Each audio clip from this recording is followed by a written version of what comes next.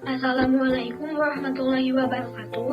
Perkenalkan, nama saya Anifah Safaantul Abdi dari kelas 9D, Ketua dari kelompok 1 pelajaran SKI tentang sejarah masuknya Islam ke Indonesia yang dibimbing oleh Bu Nur Jubaidah. Kondisi masyarakat Indonesia sebelum Islam sebagai berikut. Sosial budaya. Sebelum adanya Islam, dalam sistem sosial dikenal adanya sistem kasta di dalam masyarakat yang tidak ada di budaya Islam. Sistem kasta ini terdiri dari kaum Brahmana, Ksatria, Waisa, dan Sudra. Setelah persebaran Islam, akhirnya sistem ini dihilangkan. B. Agama dan kepercayaan. Sebelum Islam datang, masyarakat Jawa menganut agama Buddha dan Hindu. Kepercayaan masyarakat pada saat sebelum datangnya Islam ke Indonesia adalah kepercayaan terhadap adanya dewa-dewa. C. Ekonomi. Kondisi sosial ekonomi sebelum masuknya agama Islam ke Indonesia tidak mempunyai sistem pemerintahan ideal. Masyarakat yang hinduistis, masyarakat strukturnya yang hierarkis, artinya masyarakat yang mengenal kasta, yaitu kasta Brahmana, Ksatria, Waisya, dan Sudra. D. Politik. Kondisi politik pemerintahan yang dijalankan di Indonesia sebelum masuknya Islam adalah sistem kerajaan dengan bercorak Hindu-Buddha yang menganut konsep dinasti, yakni sistem pemerintahan berbasis garis keturunan. E. Suku bangsa. Setiap suku bangsa mempunyai corak seni, budaya, dan bahasa masing-masing. Berbagai perbedaan itulah yang membentuk keanekaragaman suku bangsa Indonesia.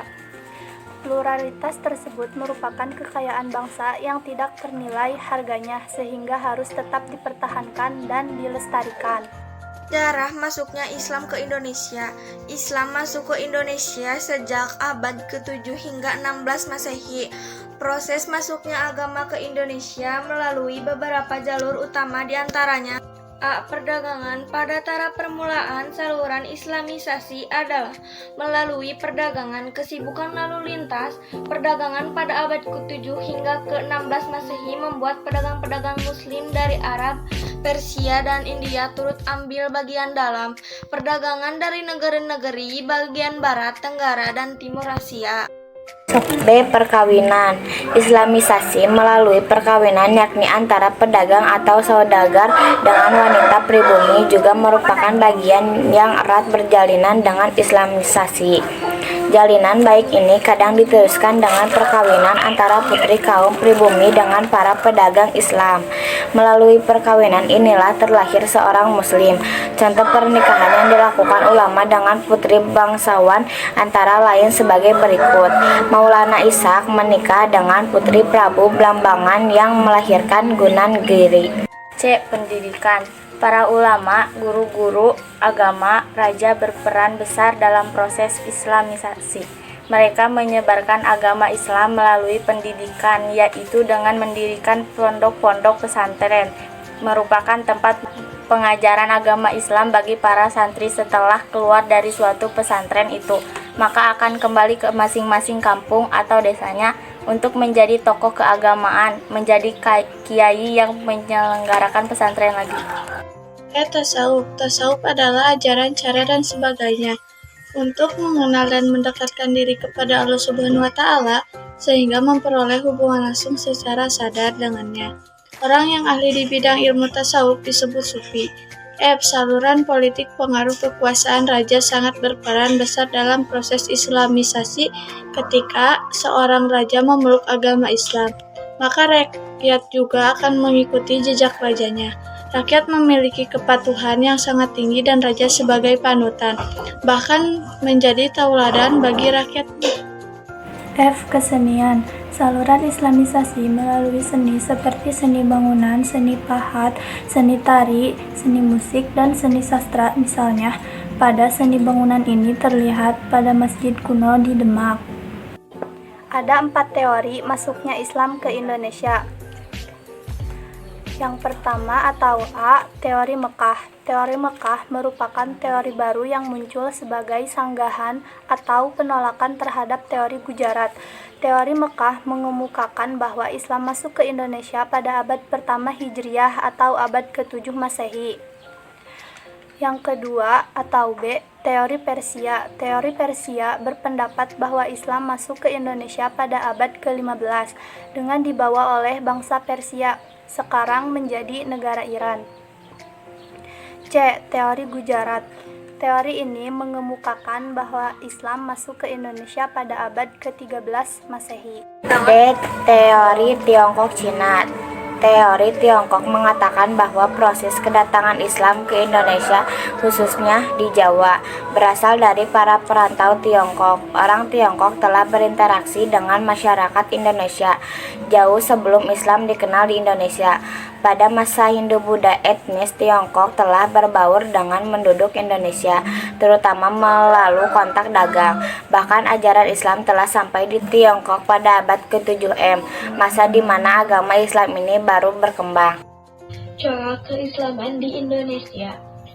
Dalam perkembangan sejarah dakwah Islam, para mubalik menyampaikan ajaran Islam secara bijaksana melalui bahasa budaya, sebagaimana dilakukan oleh Wali Songo. Corak keislaman dan keindonesiaan dapat disaksikan dari berbagai aspek kehidupan masyarakat, yaitu A. Politik. Seiring periodisasi perkembangan Islam di Indonesia, ajaran Islam ikut mewarnai corak politik di Indonesia. Hal ini dibuktikan dengan munculnya kerajaan Islam di Indonesia seperti Kerajaan Samudra Pasai. B. Seni dan budaya. Banyak seni dan budaya Indonesia yang bernuansa Islam seperti hadroh, rebana, kasidah, kaligrafi, seni lukis, seni pahat, tari zapin. C. Pendidikan. Sebagai lembaga pendidikan, pesantren mempunyai karakter tersendiri, yaitu keislaman dan keaslian Indonesia. Maksudnya, sebagai lembaga yang identik dengan keislaman sekaligus sebagai lembaga pendidikan asli Indonesia dengan ciri khas padepokan atau asrama untuk tempat tinggal peserta didik yang biasa disebut santri. D. Perekonomian sebagai salah satu pilar tegaknya sebuah peradaban sedikit banyak mendapat corak keislaman.